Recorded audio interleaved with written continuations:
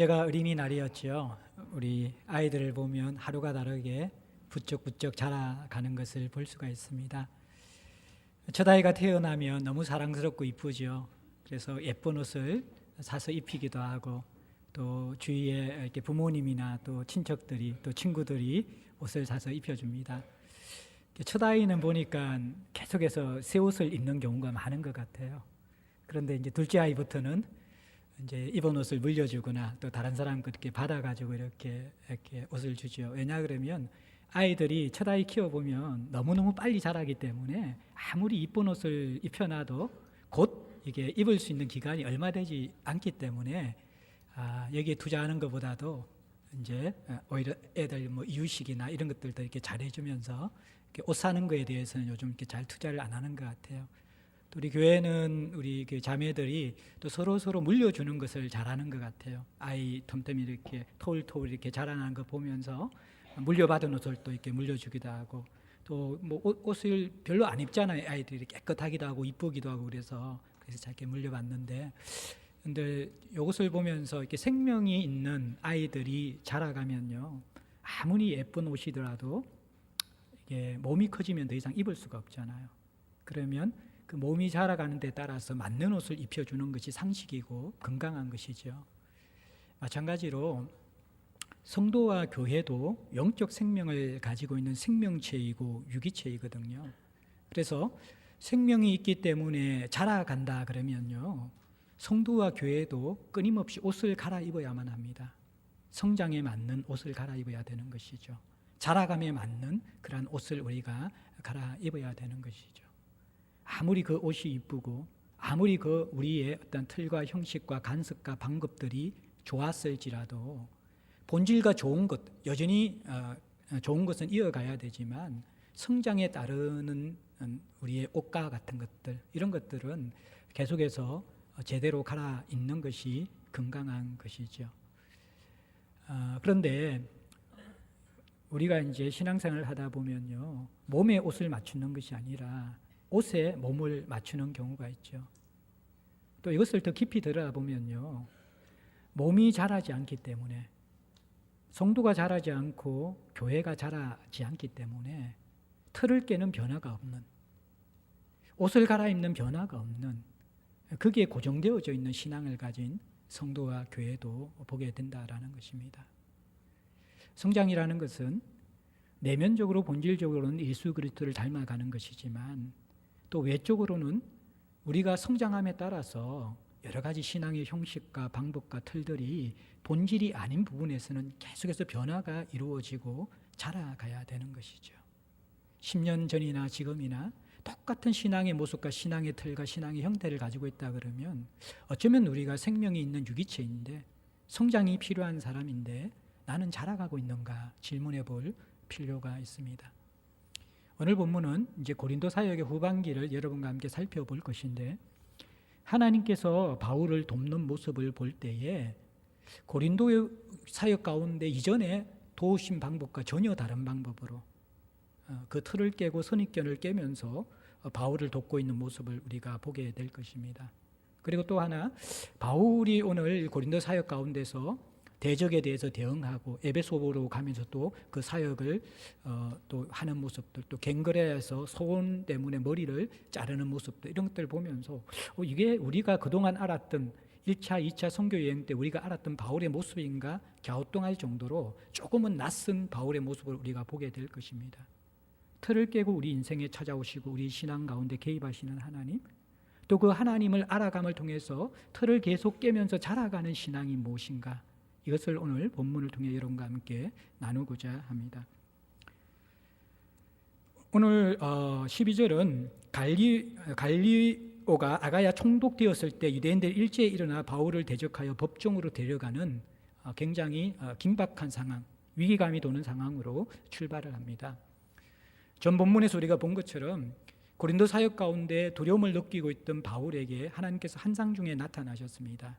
그러면서 내가 너와 함께 한다고 말씀해 주셨고, 너를 해롭게 할 자, 대적하여 해롭게 할 자가 없을 것이라고, 보호하여 줄 것이라고 약속을 하셨습니다. 하나님이 함께 하시고 또 대적할 자의 해로부터 보호해 주셨다고 말씀하셨고, 그렇게 침묵하지 말고 말하라고 말씀하시면서 이 성중에 내 백성이 많다라고 하나님이 말씀하셨거든요. 그래서 사역에 집중한 바울, 그 성중에 많은 백성들 이들이 회심하면서 이 복음의 열매가 점차 확장되어져 갔던 것 같아요. 여기에 대해서 위기감을 느꼈던 유대교를 신봉하고 있던 유대인들이 이제 일제히 합심이 되어져서 더 이상 바울의 사역을 버려두어서는 안 되겠다고 생각하면서 마음을 합하여 갈리오에게 와서 고소를 하는 장면이 오늘 본문의 내용입니다. 갈리오 총독이 누구냐 그러면요, 유명한 철학자 세네카. 이 세네카는 그 네로 황제의 젊었을 때, 어렸을 때 가정교사를 했던 사람인데, 이 철학자 세네카의 동생이 바로 갈리오였습니다. 그리고 이 갈리오를 세네카가 늘 칭찬하기를 인격이 너무 아름다운, 친절함과 간대함이 너무나 풍성한 따뜻한 사람이다, 그렇게 갈리오를 칭찬을 했었습니다. 아마 이 유대인들이 갈리오가 총독이, 아가야의 총독이 되자 기대감을 가졌던 것 같아요. 사람이 너그럽고 또 요구를 잘 받아주는 그러한 인품이라고 느껴졌기 때문에 그들이 지금 이 바울의 고소권을 가지고 가서 이 갈리오에게 청하게 되어지면 분명히 이 사람의 인격이나 성품이 거절을 잘 못하기 때문에 들어줄 것이다, 그렇게 기대를 하면서 지금 갈리오 총독에게 와 있는 것입니다. 자, 그러면서 이들이 이제 법정에서 고소를 합니다.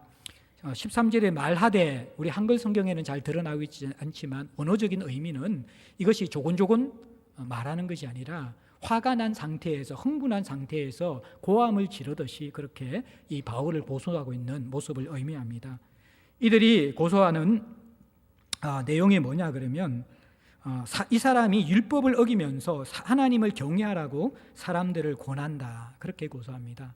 바울이 율법을 어겼다라는 거예요. 여기에 율법은 모세의 율법이 아니라 로마법을 의미하는 것입니다. 유대 종교에 대해서 로마는 특별히 조금 관대했습니다. 유대인들은 다른 민족들이 가지는 종교성보다도 굉장히 독특하고 신실하고 충성이 강하기 때문에 너무 강력한 기준을 가지고 탄압을 하게 되어질 때에 유대인들의 반발을 잠재울 수 없다라는 것을 알아서 로마는 유대 종교에 대해서, 유대교에 대해서는 조금 너그러운 정책을 표현했습니다. 그래서 로마 황제를 다 신으로 숭배해야 되는데 유대인들에게만은 로마 황제를 신으로 숭배하는 것은 면제해 주었습니다. 대신에 로마 황제를 위해서 기도하라, 이것이 유대인들에 대한 그러한 조건이었어요. 그 정도로 조금 융통성이 있었던 것이죠. 그래서 유대법을 어긴 것이 아니라, 유대 종교법을 어긴 것이 아니라 여기에서 고소하는 것은 원어적으로 로마법을 어겼다라는 것입니다. 아가야의 법을 어겼다라는 것입니다.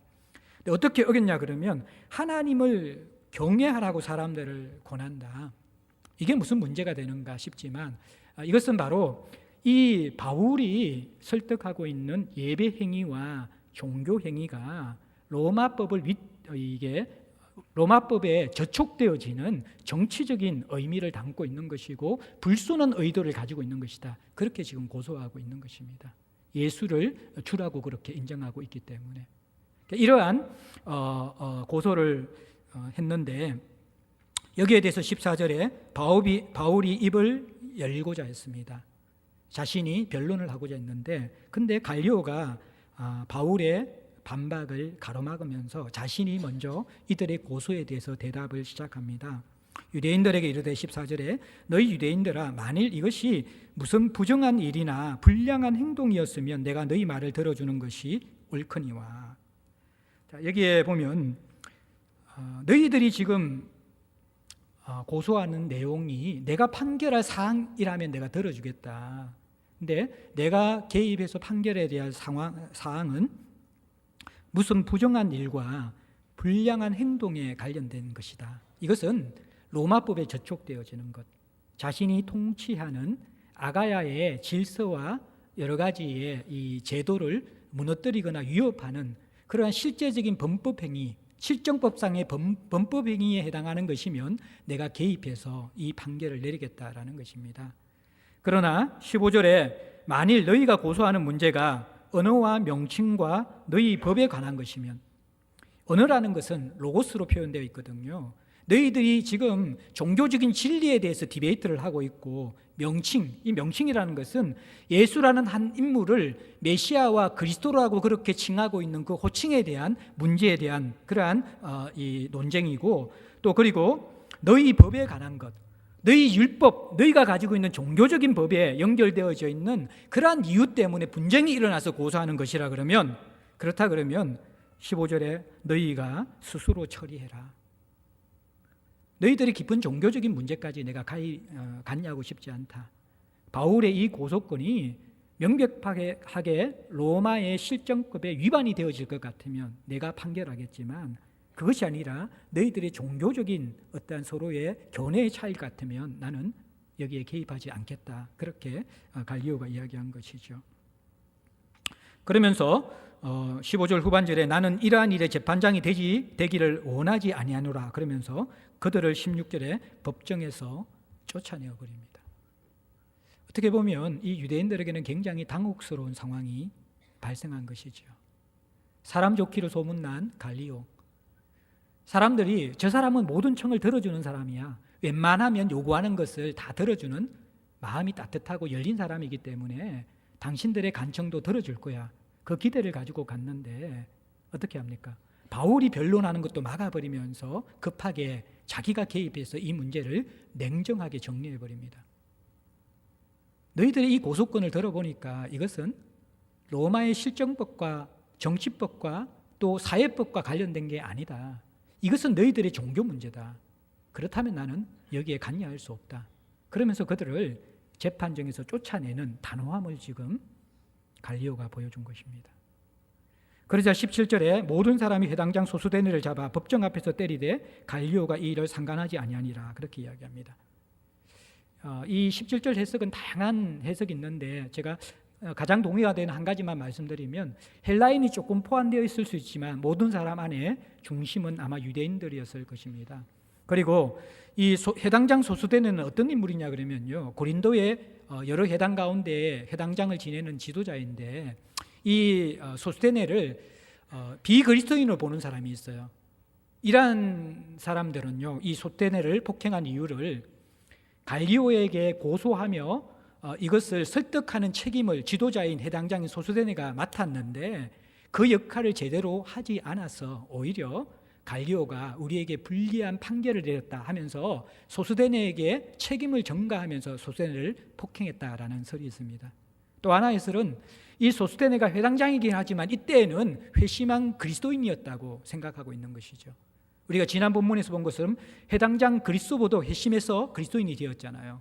마찬가지로 고린도 회당에서 끊임없이 복음을 전하는 이 바울의 메시지를 듣고 이 소수대네도 회심한 그리스도인일 가능성이 많다라는 거예요. 그리고 고린도 전서에 나오는 소수대네, 동역자인 소수대네와 동일 인물일 것 같으면 이 사람이 바로 회심한 그리스도인을 볼 수 있는 것이죠. 그렇다면 갈리오의 재판을 받는 과정 속에서 회당장인 소수대네가 유대인들의 편을 들어서 바울을 고소하는 내용을 증거하는 것이 아니라 오히려 그리스도인인 이 소수대네가 바울을 변호하는 변론을 했기 때문에 거기에 대해서 분노해서 유대인들이 폭행했다고 보는 것이죠. 아마 저는 후자 쪽이 조금 더 정확하지는 않지만 조금 더 설득되고 납득되지 않는가 싶습니다. 그런데 이 일에 대해서 갈리오가 상관하지 않았어요. 이것은 정의를 실현하지 않았다기보다도 지금 종교적 분쟁의 정점 속에서 일어난 사건 가운데 괜히 한 편을 들게 되어질 때 오해를 받을 수 있기 때문에 이 상황 가운데서는 개입하지 않는 것이 현명한 판단이라고 생각하고 갈리오는 개입하지 않게 됩니다. 여러분들, 이 첫 번째 사건을 보면서 참 하나님이 멋지게 바울을 도우시는데, 약속을 지키시면서 바울을 도우시는데 참 그동안 도움 방법과 전혀 다른 방법으로서 틀을 깨시면서 바울을 돕는 모습을 보게 됩니다. 일단 이 모습은 하나님이 신실하다는 것을 우리에게 먼저 보여줍니다. 10절에 나와 있는 것처럼 내가 너와 함께하고 모든 해로부터 보호해 줄 것이다 약속하셨는데, 어떻게 보면 바울이 당해야 될 폭행을 소수대네가 지금 당하고 있고, 바울은 머리털 하나 상하지 않고 오히려 이 갈리오에게 앞으로 로마복에 저촉되지 않는다라는 공신력을 얻어서 복음을 전거할 수 있는 정당성을 얻게 된 기회가 된 것이죠. 얼마나 놀라운 하나님의 섭리와 계획인지 모릅니다. 유대인들은 바울의 복음 전거를 제지하고 또 더 나아가서는 바울을 감금시키거나 바울에게 심한 처벌을 내려서 두려움을 느끼게 하여서 다시는 이 복음을 전가하지 못하도록 하는 목적으로 갈리오 총독 앞에 갔는데, 오히려 갈리오의 이 판결은 이 복음 전도자들, 초대교회 복음 전도자들에게 굉장히 힘을 주고 격려가 되는 판결이 되었다라는 거예요. 적어도 기독교의 복음 전거가 로마의 실정법과 직접적으로 접촉되지 않는다라는 것을 확인해 준 공적인 판결인 것이죠. 실제로 이 바울과 이 초대교회 복음 전도자들이 한 10년 정도는 로마의 정치적이거나 어떠한 이 제도적인 탄압이 없이 복음을 전가할 수 있는 공식적인 길이 열렸다고 이야기합니다. 얼마나 감사한 일입니까? 대신에 이 시시콜콜 바울의 사역과 초대교회 복음 전도자의 사역을 적대시하고 반대했던 유대인들은 좌절감을 느끼게 된 것이죠. 이제는 공적인 로마의 법을 이용해서, 로마의 정치의 힘을 이용해서 그리스도인들을 탄압하지 못하게 된 것이죠. 하나님은 이렇게 합력하여 선을 이루십니다.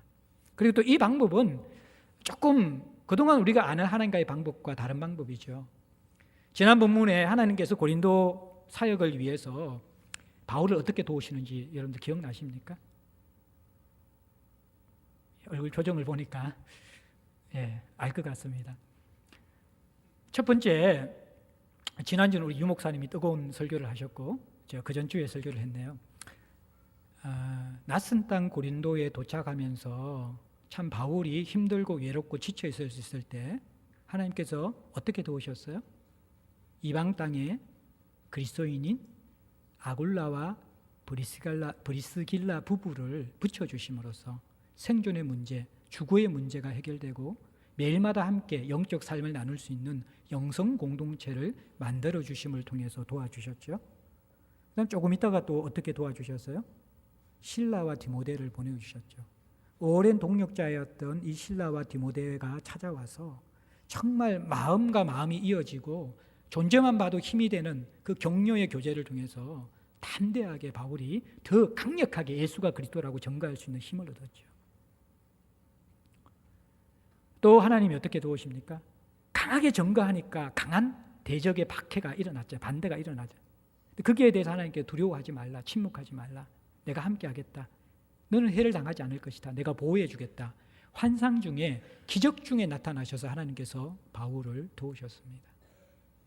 하나님은 믿는 자들, 처음 본 믿는 자, 그리고 오랜 동역자, 그리고 하나님이 직접 환상 중에 도우셨죠. 다양한 하나님의 방법이죠. 근데 오늘은 누구를 통해 도우십니까? 전혀 기대하지 않았던 이방인 총독인 갈리오를 통해서 돕는다라는 것입니다. 모든 온 세상의 주인이신 하나님은 모든 상황, 모든 방법, 모든 사람을 동원해서 우리의 인생에 개입하실 수 있고 도우실 수 있다라는 것입니다. 우리는 이 크신 하나님을 기억하고 인정하고 있습니까? 예전에 저희 교회 사경회로 몇 번 오셨던 김병년 목사님께서 그런 말씀을 하셨죠. 실제로 자기가 도움받는 경우가 능그렇지 않은 경우가 더 많을 때가 있다라는 거예요. 알지도 못하는 사람. 그분이 살고 있는 집이 아파트 전세로 살고 계신데 그 집 주인이 예수를 믿지 않는 분일 뿐만 아니라 독실한 불교 신자입니다. 근데 이 다른 아파트 시세와 비교도 안 될 정도로 싸게 오랜 동안 이분에게 대여를 해주시는 것이죠. 아시다시피 사모님이 오래전부터 병상에 누워 계십니다. 그 간호비만 해도 엄청난 액수들이 나가게 되는데, 또 사모님 자체가 이렇게 침대가 있는 방, 또 혼자서 이렇게 있을 수 있는 방이 필요하기 때문에 너무 좁은 집도 이렇게 힘들죠. 엘리베이터가 있는 그런 아파트가 필요할 수밖에 없는데, 근데 그 아파트를 이 주변 시세와 비교가 되지 않을 정도로 싸게 내어 주시고요. 또 자녀가 이렇게 결혼할 때인가 정확하게 모르는데 그때도 또 이렇게 양해해서 이렇게 주셨고, 이 정말 이렇게 불교 신자분이 너무너무 따뜻하게 배려를 해주시면서 하나님의 돕는 도구로서 참 힘을 주었다, 그렇게 말씀해 주시더라고요. 저는 최근에 국제 정세를 보면서 참 신기하고 재밌다라는 생각을 좀 하게 되어져요. 한국의 정치 상황을 한번 보십시오. 이 대통령이 이어지는 그러한 흐름들 속에서 우리는 그 순간순간마다 탄식하고 이러다가 나라가 망한 것 아닌가, 또는 정말 우리나라가 뭐 자기의 어떤 성향에 따라 다르게 판단할 수 있지만 상식적인 많은 사람들이 우려했고 힘들었는데 어떻게 보면 그 모든 것들이 합력하여 선을 이루듯이 무엇인가 이렇게 지금의 모습들을 만들어내는 것 아닌가라는 생각을 할 수 있고요. 가장 통제되지 않고 이게 위험한 지도자 중에 두 사람이 트럼프와 김정은 아닙니까? 이 두 사람의 콜라보를 통해서 남북회담, 정상회담이 이루어지고 북미 회담이 이루어진다라는 것들, 이게 영화와 드라마 같은 그런 일 같거든요. 저는 두 정상이 3.8 그 군사 분계선을 넘었다 왔다 하면서 그 회담하고 하는 그 모습들을 바라보면서 이게 정말 얼마 전까지 전쟁의 위기가 극도로 고조되어지고 어떤 사람들은 비상식량까지 준비할 정도로 전쟁이 곧 터질 것 같은 한반도 정세였는데 어떻게 이렇게 이런 지도자들이 있는 가운데서 이러한 일들이 일어날 수 있었는가? 물론 우리나라의 정치 지도자의 지혜와 또 진실성이 그 가운데 분명히 중요한 변수로 작용되었을 것입니다. 그러나 그 이면에 온 우주의 주인이신 하나님께서 믿지 않는 사람일지라도 그 사람이 그것이 트럼프일지라도 김정은일지라도 하나님의 손 아래서 이 한반도의 평화를 위해서 주님이 원하시면 사용할 수 있음을 제가 목사이기 때문인지 모르겠지만 저는 그렇게 좀 받아들여집니다. 성경을 볼 때 하나님은 온 세계의 주관자이시고 운행하시는 분이시죠. 여러분들에게 좀 말씀드리고 싶은 것은 여러분들은 이 하나님에 대해서 계속해서 틀을 깨면서 자라가고 있습니까? 예? 내가 아는 하나님이 더 크고 놀라운 하나님으로 점점 알아가시면서 좀 자라가고 있습니까? 주일학교 때 알던 하나님이나 지금 알던 하나님이나 별 차이가 없는 신앙이라 그러면 여러분들은 틀을 깨며 자라가는 신앙이 아닙니다. 하나님이 때로는 우리에게 낯설어져야만 합니다. 왜냐하면 그분은 우리가 다 알 수 없는 분이기 때문입니다. 선입견을 깨트리며 틀을 깨트리며 내 경험, 그것을 뛰어넘는 내 이성, 그것을 뛰어넘는 하나님이 진짜 하나님이신 것이죠. 하나님에 대해서 놀라지 않는 신앙은 우리가 하나님을 숨기고 있는가 질문해 봐야 될 신앙인 것이죠. 익숙한 하나님, 내게 길들여진 하나님, 내 이성과 경험 속에 가두어진 하나님은 어떻게 보면 나를 주관하시고 나를 주도하시는 주인 되신 하나님이 아닐 경우가 훨씬 더 많습니다. 하나님은 때로는 우리를 당혹하게 하시고 당혹스럽게 하고 하나님은 때로는 우리에게 낯설게 다가오십니다. 아브라함에게 기적같이 이삭을 주시고 나서 그 이삭을 번제물로 바치라고 하시는 분이 하나님이십니다. 그 상황 속에서만 볼 때에는 낯선 하나님, 이해할 수 없는 하나님이, 당혹스러운 하나님이 우리 인생 가운데 종종 있을 수 있다는 것입니다. 하나님에 대한 우리의 겸손과 하나님에 대한 순종과 하나님에 대한 경외는 익숙한 하나님 안에서는 자라가지 않습니다. 낯선 하나님, 우리를 불편하게 하는 하나님, 우리를 당혹스럽게 하는 하나님.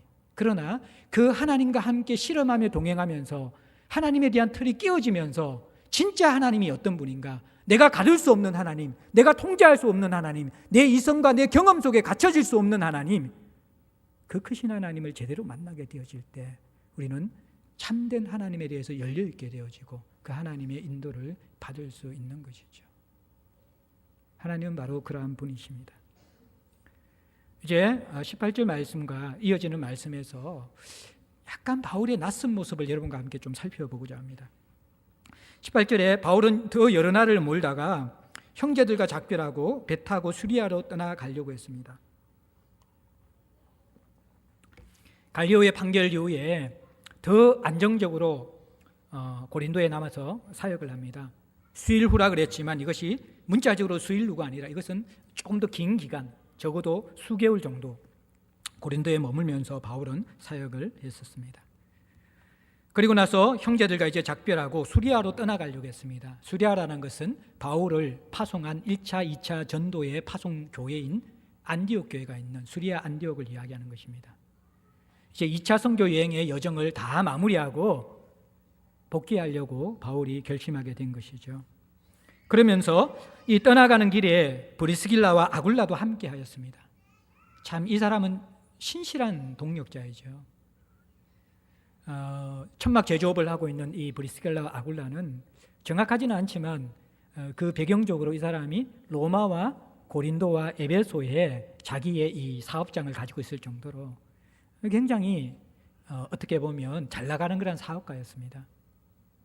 그런데 이러한 사람이 계속해서 지금 바울의 선교 여행에 따라가고 있습니다. 그만큼 하나님 나라를 우선적으로 구하는 사람이었고 신뢰할 수 있는 사람이었죠.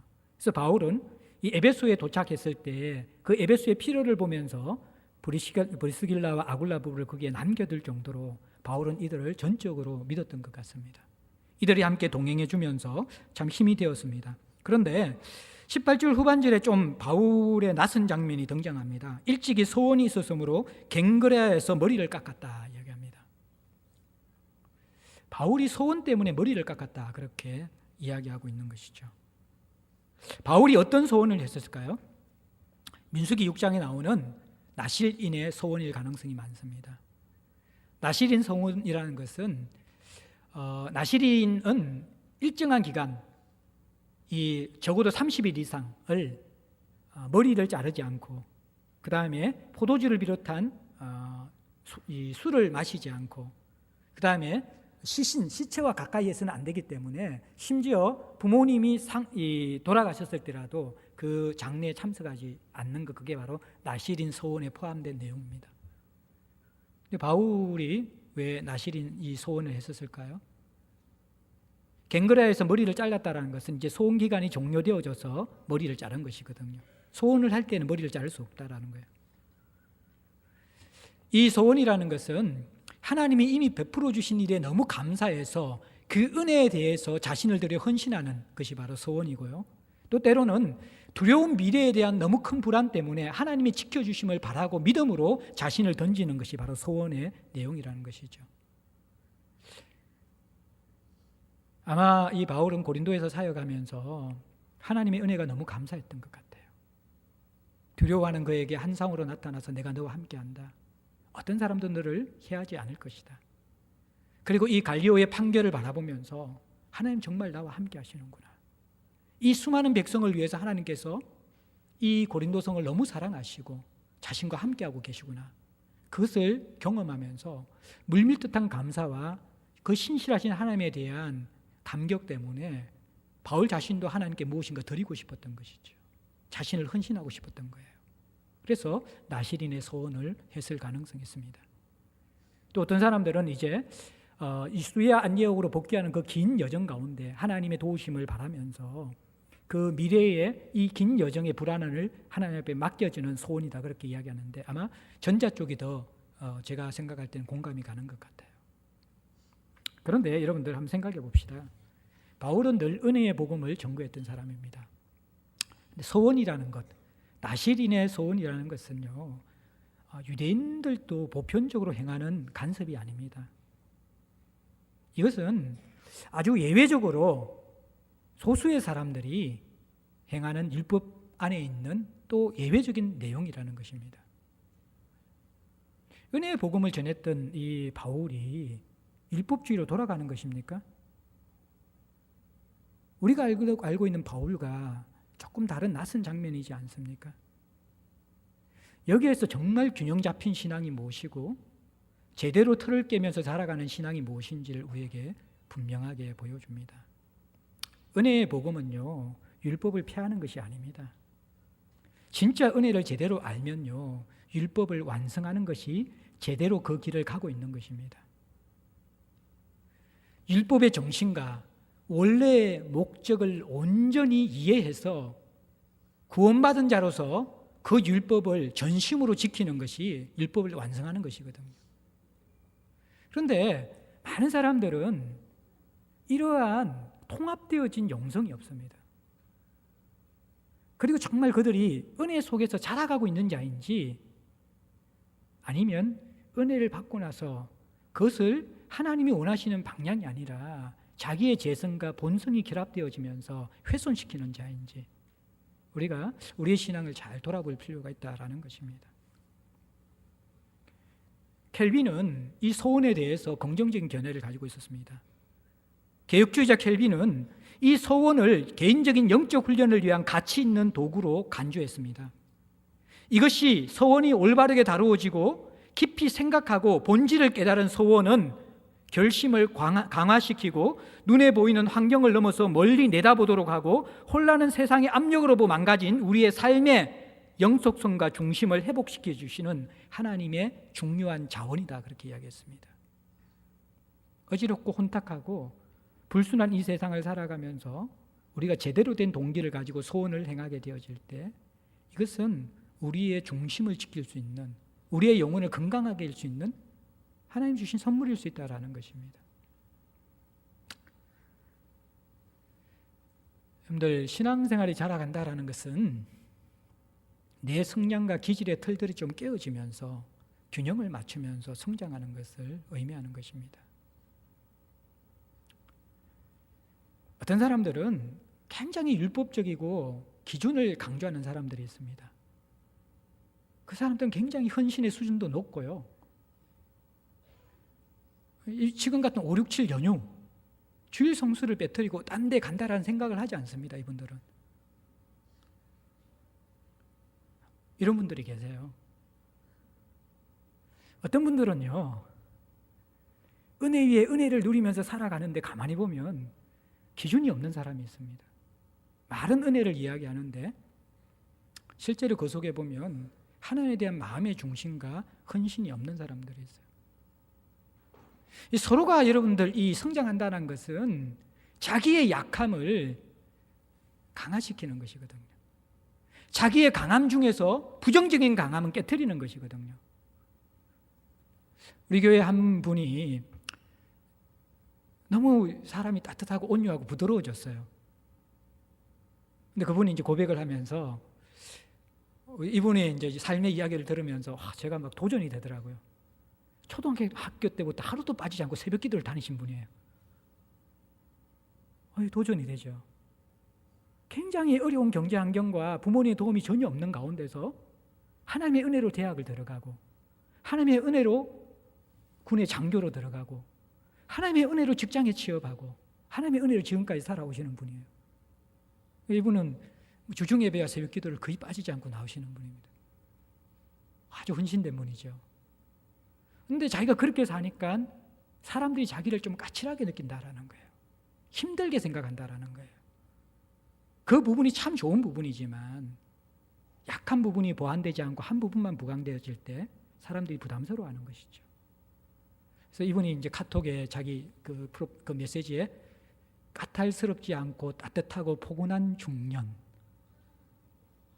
근데 정말 만나면 만날수록 요즘 얼굴에 미소가 떠나지 않고 부드럽고 까탈스럽지 않고 포근한 중년이 되어가는 것 같아요.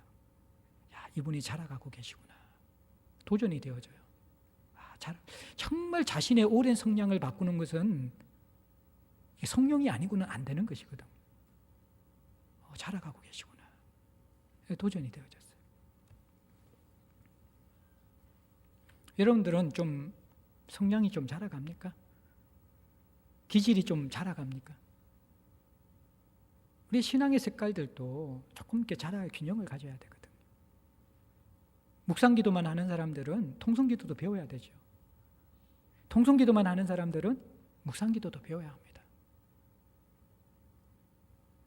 내 기질이, 내 성량이 이것을 더 선호할지라도, 그리고 이 부분이 잘 안 될지라도 그 영역에 대해서도 함께 열려져 있어야 되는 것이죠.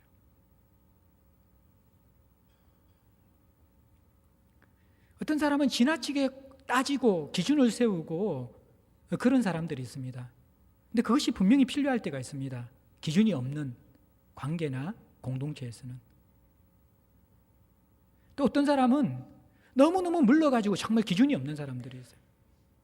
이게 상황에 따라서 공동체나 성도들은 잘 분별하면서 약한 부분을 보완하는 것이 성장하는 것이거든요.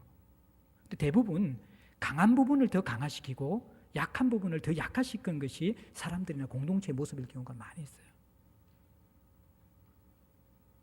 우리가 잘 분별해야만 합니다. 여러분들은 어떻습니까? 좀 잘 지혜롭게 내 약한 부분을 계속해서 보완하는 방향으로 성장합니까?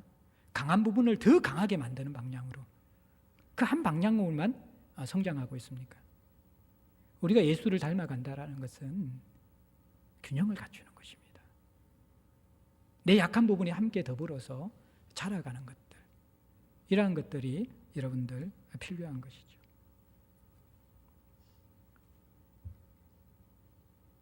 권위주의가 팽배한 교회 속에서는요, 수평적인 문화가 필요합니다. 근데 오늘 모든 세계가 반권위와 탈권위와 반권위로 나아간다 그러면요, 또 때로는 우리 개인과 공동체의 건강한 권위는 회복되어져야만 합니다. 본만을 강조하는 공동체에서는 순종도 강조해야만 합니다. 순종만을 강조하는 공동체에서는 함께 본도 강조해야만 된다라는 것입니다. 그러니까 우리가 성장이라는 것은 내 기질과 성향에 맞는 것을 취해서 한 방향으로 나가는 것이 아니라 전체적으로 볼 때 나는 무엇이 약하고 우리 공동체는 무엇이 약한가를 보면서 그 부분들을 함께 보완하면서 자라가는 것이 성장이라는 거예요. 어떻게 보면 바울은 은혜만 이야기한 것 같은데 어떻습니까? 가격한 서원을 하잖아요. 가격한 헌신을 하잖아요. 제대로 은혜를 받으면요, 그것은 진짜 중심과 본질에서 더 깊은, 더 높은 헌신으로 나가는 경우가 많이 있거든요. 은혜는요, 우리가 정말 하나님과의 관계에서 건강에 도움이 되지 않는 비본질적인 부분에 대해서는 자유롭게 만들어줍니다. 그런데 우리가 지켜야 될 본질과 하나님과 인간되어지는 생명과 같은 부분에서는 더 강한 기준과 더 놀라운 헌신으로 우리를 인도하는 것이 제대로 된 은혜라는 것입니다. 근데 우리가 이러한 건강한 성장을 다 잃어버렸어요. 왜 은혜 받았다고 하면서 과격한 헌신은 하지 않습니까? 더 높아지는 기준은 왜 없습니까? 우리는 은혜를 합리화하면서 너무 우리는 우리의 자기 본성과 편한 대로 그것을 이용하는 경우가 많이 있다는 것입니다. 분명히 우리가 은혜를 알게 되어지면 이전에 나를 건강하게 하지 못했던 그러한 종교적인 내가 자랐기 때문에 벗어버려야 될 옷은 벗어버려야 되죠. 그러나 새 옷을 입어야 되잖아요. 더 높은 기준, 더 높은 헌신이 우리에게 필요할 수 있다는 것이죠. 여러분들, 바울이 하루하루를 그럭저럭 살아갔던 인생입니까? 되는 대로 살아갔던 인생입니까? 최선을 다해서 자신을 번제처럼 던지면서 살아갔던, 자신을 불태우면서 살아갔던 것이 바로 바울의 인생이었습니다. 그런데 어떻습니까? 그러한 바울이 또 서원을 합니다. 왜요? 하나님의 은혜가 너무 감사해서, 그것이 너무 좋아서, 하나님, 내가 지금도 주님을 위해서 살아가지만 더 드리고 싶습니다. 제 존재를 더 주님 앞에 바치고 싶습니다. 그래서 서원하는 것입니다. 오늘날 저는 저와 여러분들에게 이 바울과 같은 균형과, 때로는 우리가 은혜를 알기 때문에 더 가격한 헌신이 필요하다고 생각돼요. 은혜를 알기 때문에 많은 사람들은 정말 기준과 헌신이 더 높아지는 쪽보다도 많은 부분을 조금씩 무너뜨리는 쪽으로만 나아가요. 허물어뜨리는 쪽만 나아가요. 여러분들이 허물어뜨렸다면 높여지는 쪽, 더 붙잡고 있는 쪽, 더 드리는 쪽은 도대체 어디에 있습니까? 그것이 없는 은혜는요, 변질된 은혜입니다. 자기 중심성에서 합리화시키는 은혜일 가능성이 많다라는 것입니다. 분명히 여러분들이 허문 것이 있다 그러면 세우는 것이 있어야 합니다. 더 높은 기준이 있어야 됩니다. 그것이 이 바울이 가지고 있는 예수를 닮아 자라가는 틀을 깨는 신앙이라는 것이죠. 그리고 19절부터 22절까지 이제 갱그레에서 항구에서 배를 타고 에베소로 왔습니다. 그곳에서 브리스길라와 아굴라 부부를 머물게 하고 해당에 들어가서 유대인과 변론했던데, 이 변론은 바울이 복음을 전거했다라는 것입니다. 말씀을 들은 에베소 사람들이 20절에 보면 여러 사람이 더 오래 있기를 청했습니다. 에베소에 오래 머물며 사역하기를 바울에게 요청한 것입니다. 그런데 바울이 허락하지 않았습니다. 그리고 작별하여서 이르되 만일 하나님의 뜻이면 너희에게 돌아오리라 하고 배를 타고 에베소를 떠나갔습니다. 이것도 여러분들 조금 우리가 낯선 장면이거든요. 왜냐 그러면 이 에베소는 로마 시대의 3대 도시 중에 하나거든요. 로마가 제일 큰 도시고 그 다음에 두 번째가 에베소, 그 다음에 고린도거든요. 2차 전도 여행 때 예수의 영이 성령이 마게도냐로 이끌지 않았다 그러면요, 바울은 에베소에서 사역하고 싶었어요. 바울의 사역의 전략적 우선 도시가 에베소였습니다. 자, 그런데 에베소에 도착했습니다. 회당에서 설교를 했습니다. 여러 사람들이 복음을 더 듣기를 원합니다. 에베소 사역은 바울이 원했던 것입니다. 에베소 그 사람들이 계속해서 사역해 줄 것을 요청하고 있습니다. 그런데 바울이 거절합니다. 자신이 원했고 사람들이 원하고 있고, 이것은 복음을 전하는 일입니다. 무엇이 문제입니까? 그런데 거절합니다. 왜입니까? 그 작은 힌트가 21절에 하나님의 뜻이면 너희에게 돌아올 것이다. 이것은 그냥 인사치레로 야, 하나님 뜻하시면 내 돌아올게, 그러한 불확실한 게 아니라 내가 반드시 돌아올 것이다, 하나님의 뜻이 있기 때문에, 그런 의미입니다. 그런데 지금은 하나님이 이 에베소에 머물러서 사역하는 것을 원치 않는다라는 것입니다. 그것을 바울은 분별했습니다. 사람들이 다 원하고 자신도 좋고, 그런데 바울에게는 그것보다 더 중요한 것이 있습니다. 하나님의 뜻이라는 거예요. 바울은 사역지라 그러면요, 사람이 기다린다면 어든지 쫓아가서 돕고 싶었어요. 자신을 드리고 싶었어요. 근데 그것도 우리가 틀을 깨야 돼요. 다 맞는데, 사람도 원하고 나도 원하고 아무런 문제가 없는데 기도하는 가운데 하나님이 아니라는 마음을 주실 때 스탑할 수 있는 것, 이게 여러분들 진짜 영성이라는 거예요. 틀을 깨는 영성이라는 것이죠. 바울이 왜 에베소를 떠나야 됐을까? 정확하지는 않아요. 갱그레아의 서원을 마무리하기 위해서 마지막은 희생제사를 예루살렘에서 드리는 것으로 마무리하거든요. 근데 그것은 제가 충분히 납득하기 좀 쉽지 않는 것 같아요. 오히려 제가 볼 때는 하나님께서 이 이방인 선교에 대한 놀라운 은혜들을 예루살렘 교회에 나누기를 원하실 수도 있지 않았을까. 물론 그것도 제가 정확하지는 않습니다. 바울과 하나님과의 관계에서만 알 수 있는 것인데, 하나님은 지금 다 옳아 보이고 사람도 옳고 자기도 좋아 보이는데 지금이 때가 아니라고 에베소를 떠나라고 하시는 것 순종합니다. 그 다음에 또 이 바울의 독특한 모습이 뭐냐 그러면요, 떠나면서 22절 한번 봅시다. 가이사라에 상륙하여 올라가 교회의 안부를 물은 후에 안디옥으로 내려갔다 그럽니다. 에베소를 떠난 바울이 본래 18절에 바울이 돌아가고자 한 목적지가 어디입니까? 수리아 안디옥이죠. 수리아 안디옥으로 가려고 그러면, 여러분들 제가 이제 그 설교한 안에 밑에 보면 지도가 있잖아요. 에베소에서 배를 타고 어디로 가야 되냐 그러면요, 수리아 안디옥 옆에 있는 항구는 실루기아 항구입니다. 그런데 바울이 지금 어디 항구에 도착합니까? 가이사라 항구에 도착하죠. 가이사라 항구는 어디에서 가까운 곳입니까? 예루살렘에서 가까운 곳이죠. 거기에 교회의 안부를 물었다는 것은 어느 교회를 방문했다는 것입니까? 바울이 예루살렘 교회를 방문했다는 것입니다. 그리고 나서 안디옥으로 내려갔다 이야기합니다. 물론 안디옥은 지도상으로는 위에 있지만 우리가 서울이 중심이 된 사람 다 서울에서 딴 곳에 있는 것은 서울로 올라오는 것이고 딴 것은 다 내려가는 거예요. 종교적 중심지가 이게 예루살렘이었기 때문에 아마 그런 개념 속에, 또 예루살렘이 고지대였기 때문에 모르겠지만 안디옥은 지도상으로 올라가는 것이지만 내려갔다고 표현한 거예요. 자, 여기서 우리가 한번 좀 생각해 봅시다.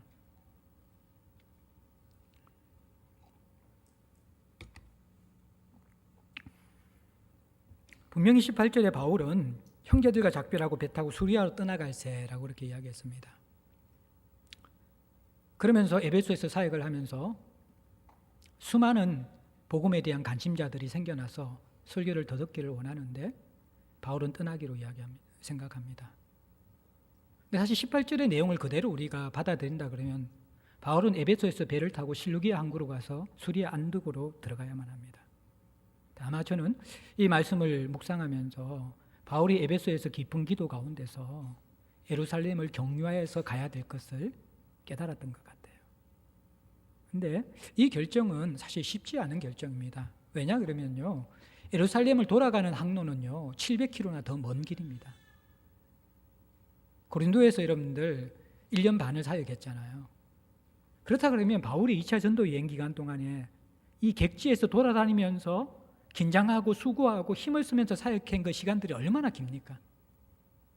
완전히 번아웃되고 탈진될 수 있는 그런 상황입니다. 이러한 바울이 이제 사역을 마무리하고 돌아가는데 예루살렘을 돌아서 700km를 돌아서 가는 겁니다. 당시 교통편으로 볼 때 이것이 얼마나 수고스러운 일인지 아십니까?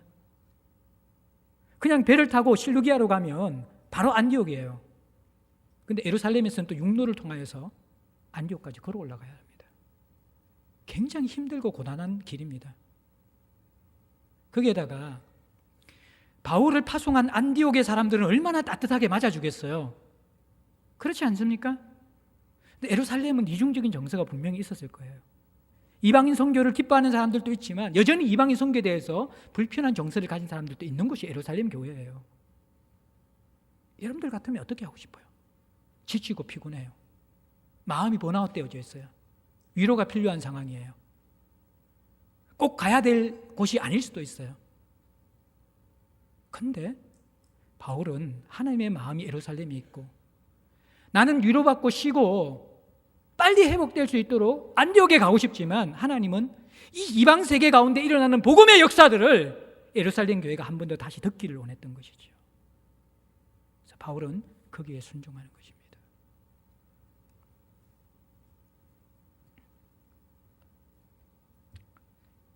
여러분들 좀 이 신앙생활을 하면서 본성을 깨트리는 순종을 좀 하십니까? 자기중심성. 이 바울의 모습 보십시오. 사람들도 원하고 자신도 원하는데 하나님이 아니면 아닙니다. 너무 힘들고 어려워서 수리아 안디옥으로 돌아가는 게 맞을 것 같은데 예루살렘을 경유합니다. 우리 한 분과 교제하면서 참 제가 도전받았는데 참 힘든 상황에 계셔가지고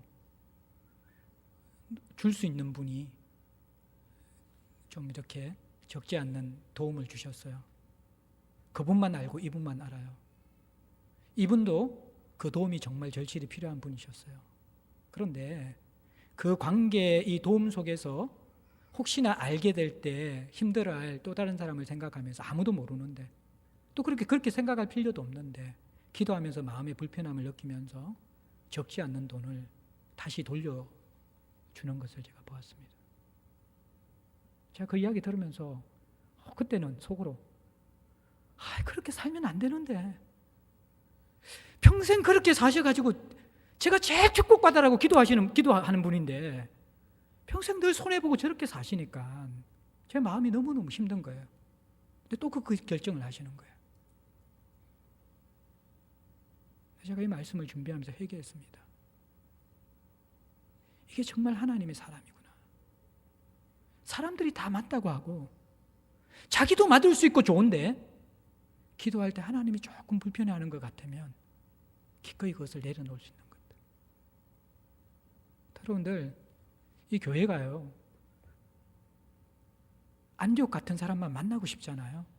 바울의 고향교회, 파송교회 일주일 동안 다 피곤하고 지쳐서 살아와서 교회에 오면요 그냥 보면 얼굴만 봐도 기쁨이 있고 위로가 되고 손만 잡으면 힘이 되는 그 사람하고 만나고 교제하고 싶잖아요. 나쁜 건 아니죠. 그런데 거기에만 머물면 안 된다라는 거예요. 불편한 조금은 낯선 예루살렘도 함께 해야 된다라는 거예요. 제가 보면요 1년 52주 거의 대부분 앉는 자리 만나는 사람이 주일날 똑같은 것 같아요. 우리 교인들이. 나쁘다는 건 아니지만 그 교제가 틀렸다는 건 아니지만 그 틀을 좀 허물면서 내가 편한 것, 내가 위로받고 싶은 것, 내가 원하는 것만 올해도 내년도 10년이 지나도 20년이 지나도 계속 거기에만 머물러 있다 그러면요 여러분들은 틀을 깨면서 자라가는 사람이 아닙니다. 제가 소그룹을 이렇게도 바꾸고 저렇게도 바꾸고 계속 하나의 이유는 뭔지 아십니까? 좀 틀을 깨면서 불편함에 적응해야지만이 성장한다라는 겁니다. 힘든 사람 속에 들어가야지 우리가 성장한다라는 거예요. 그걸 견뎌내면서 건속이 되는 것을 경험해야지 정말 복음이 무엇이고 하나님 나라가 무엇이고 예수 믿는 게 무엇인지를 우리가 알게 된다라는 것입니다. 우리의 삶이 너무 힘들고 우리 자신이 또 너무 이렇게 약하기 때문에 참 그것이 잘 일어나지 않는 것 같아요. 제가 조금 책망했지만 감사함도 있어요. 또 우리 교회 성도들에게 사람에 대한 관심이 여전히 있고 인사를 잘해요. 그래서 새 가족 만나면요, 이 교회 와서 놀란 게 자기가 처음 온 사람인데 볼 때마다 인사한다라는 거예요. 너무너무 그것이 행복하고 좋다라는 거예요. 다른 교회는 안 그렇대요. 우리보다 조금만 사이즈가 큰 교회 가면요, 교회 안에 인사가 없대요. 우리는 식당 가도 우리 지켜나가야 돼요. 낯선 사람에 대한 환대.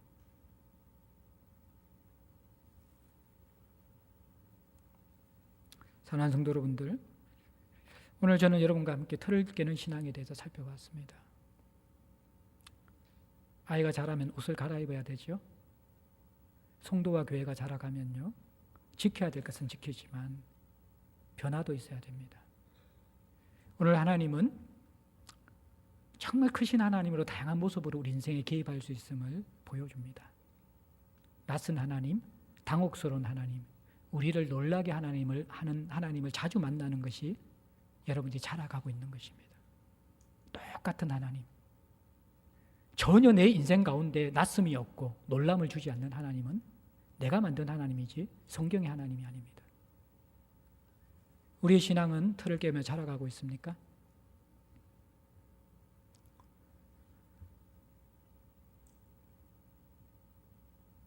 이전에 율법에 있다가 은혜로 옮겨왔다고 해서 율법을 없애는 것이 아닙니다. 은혜는요, 무너뜨리는 것도 있지만 더 강화시키는 기준도 있습니다. 내 신앙의 성향과 색깔들도 조금씩 넓혀져야만 합니다. 그리고 바울이 에베소에서 또 예루살렘을 경유해가는 모습 속에서 자기 본성, 자기 중심성, 내 편한 것, 그것보다 정말 하나님 원하시는 것에 대해서 조금씩 우리가 틀을 깨며 열려갈 수 있습니다. 우리도 하나님 앞에서 끊임없이 옷을 갈아입으면서 자라갈 수 있는 신앙인이 될 수 있기를 축복합니다. 함께 찬송 드리겠습니다. 586장 찬송입니다. 586장입니다.